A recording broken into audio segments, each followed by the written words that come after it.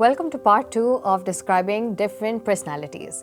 Now, if you haven't watched the first video, you can watch it to get a slight idea on what exactly we're talking about. We're just talking about the different ways or the different words to use in order to describe someone's personality. So here, the first word is resilient.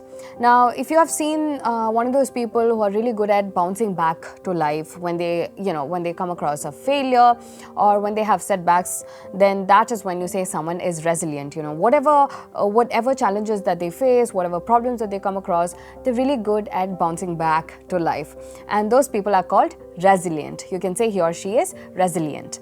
And then we have collaborative.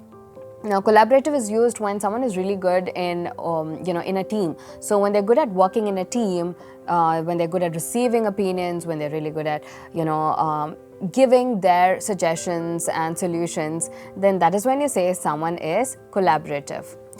We have the third one, which is consistent. Now, consistency is something that we all should achieve because it really helps build a habit. It helps build a habit that will lead you into your goal, because consistency is a key factor in all sorts of productive mechanisms that you have ever come across.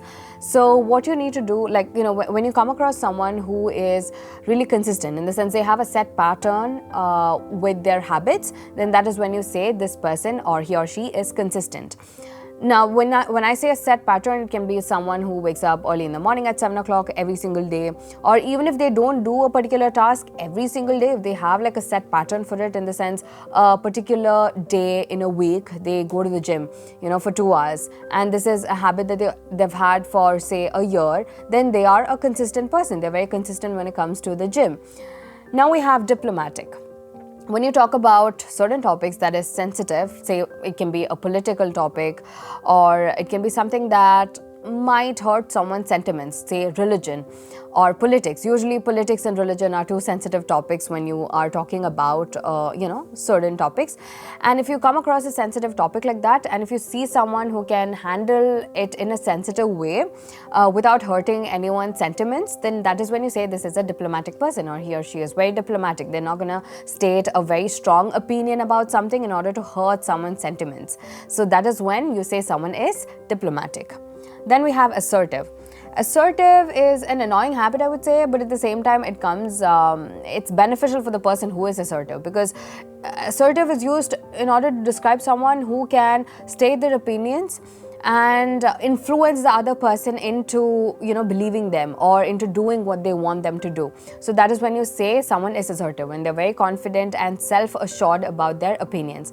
And then we have the opposite of assertive, which is meek. Now, I wouldn't say meek is an exact opposite of being assertive, but at the same time, meek is used to describe someone who is not at all assertive, who doesn't have that quality in them, who's very submissive, who is kind of gullible, very submissive, very scared of stating their facts or stating their opinions. That is when you say someone is meek. And then we finally have reserved. Reserved is used to describe people who are always aloof or distant. They don't really show their true self very easily. They don't reveal themselves very easily. That is when you say someone is reserved. So that was it. I'll just finally conclude by summarizing the points for you guys. The first one was resilient, then we have collaborative, then we have consistent, then diplomatic, assertive, meek, and finally reserved. If you want to know more about the courses that we provide at English House, don't forget to click on the link below. Thank you so much for watching. English House. English at your fingertips.